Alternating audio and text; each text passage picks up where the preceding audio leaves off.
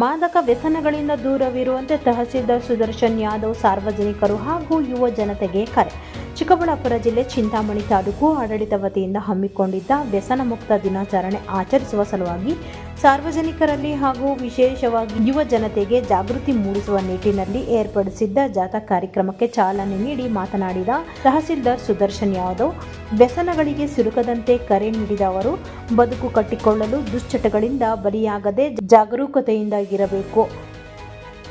ಮುಂದಿನ ದಿನಗಳಲ್ಲಿ ಶಿಕ್ಷಣ ಸಂಸ್ಥೆಗಳಲ್ಲೂ ಸಹ ಕಾರ್ಯಾಗಾರಗಳನ್ನು ನಡೆಸುವ ಮೂಲಕ ದುಶ್ಚಟಗಳ ಕುರಿತು ಅರಿವು ಮೂಡಿಸಲಾಗುವುದು ಎಂದು ಹೇಳಿದರು. ಈ ಸಂದರ್ಭದಲ್ಲಿ taluk panchayat EO doctor Anand, BEO Narayanaswamy, ಜಿಲ್ಲಾ ಪಂಚಾಯಿತಿ ಎಇ ಪ್ರಸಾದ್ ಸೇರಿದಂತೆ ಎಲ್ಲ ಇಲಾಖೆಗಳ ಅಧಿಕಾರಿಗಳು, ಸಿಬ್ಬಂದಿಗಳು ಹಾಜರಿದ್ದು, ಇದೇ ವೇಳೆ ಪ್ರವಾಸಿ ಮಂದಿರದ ಬಳಿಯಿಂದ ಜಾಗೃತಿ ಜಾಥಾ ಕಾರ್ಯಕ್ರಮಕ್ಕೆ ಚಾಲನೆ ನೀಡಲಾಯಿತು. Bureau report, Chandrahalli Ravi, Chintamani.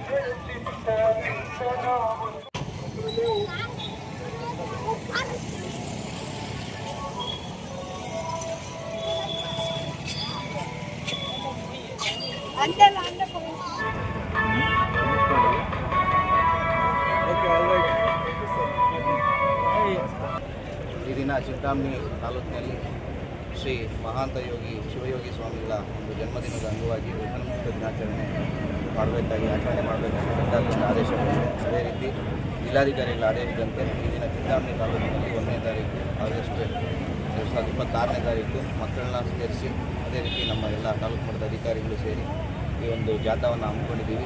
ಜಾಥಾ ಉದ್ದೇಶ ಬೆಳೆಯುವಂಥ ಮಕ್ಕಳಲ್ಲಿ ಯಾವುದೇ ನಾಗರಿಕರಲ್ಲಿ, ಅದೇ ರೀತಿ ವಿದ್ಯಾರ್ಥಿಗಳಲ್ಲಿ ಮುಖ್ಯವಾಗಿ ವ್ಯಸನ ಮುಕ್ತ ದಿನಾಚರಣೆಯ ಉದ್ದೇಶ ಬರುತ್ತೆ ಅನ್ನುವಂಥ ಒಂದು ಕಾರಣಕ್ಕಾಗಿ